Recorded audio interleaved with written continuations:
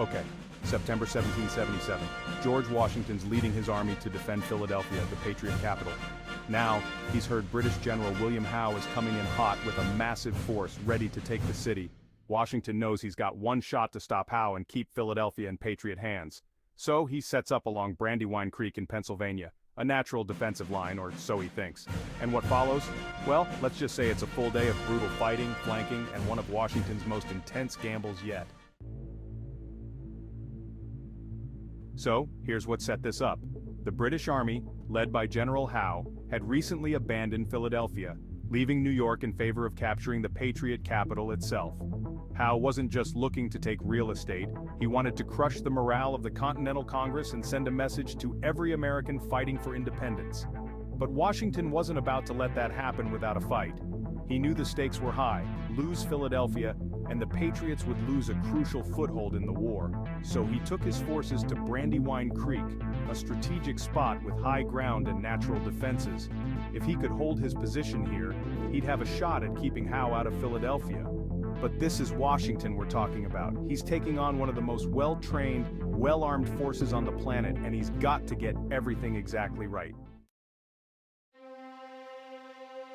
All right, September 11, 1777. Washington's got around 11,000 troops, and they're spread across Brandywine Creek. He's thinking the British will cross at one of the fords, either at Chad's Ford or nearby. But here's the kicker: Howe's not playing by the rules. The guy's been scoping out Washington's defenses, and he decides to split his forces in two.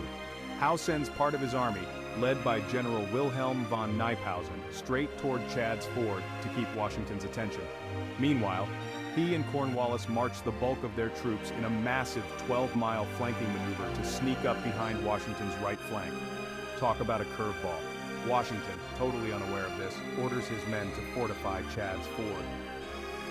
As the morning fog lifts, Knyphausen's forces start to skirmish with the Continental troops, keeping them busy while the real threat looms just out of sight. Now, here's where it all goes sideways. It's early afternoon, and Washington's scouts finally spot Howe and Cornwallis swinging around to the north.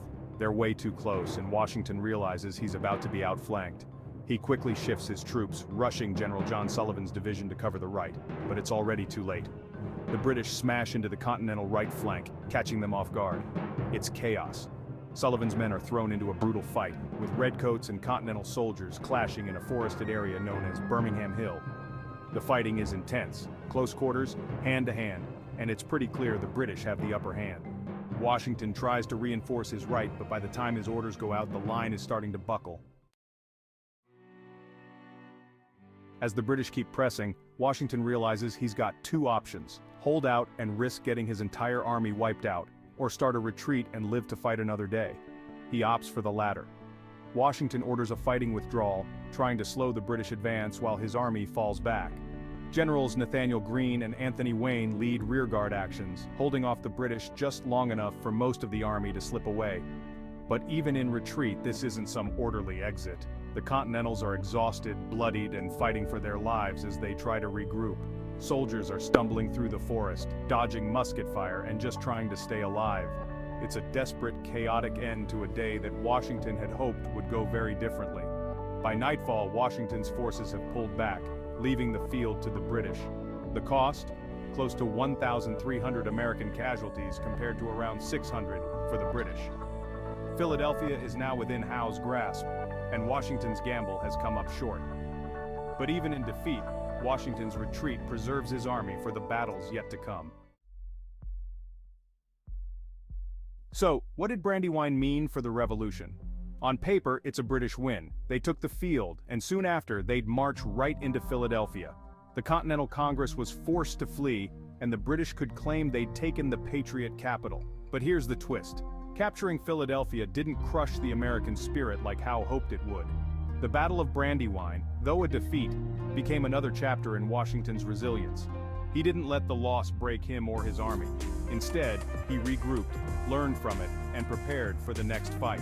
The Americans proved that they could take a punch and still keep fighting.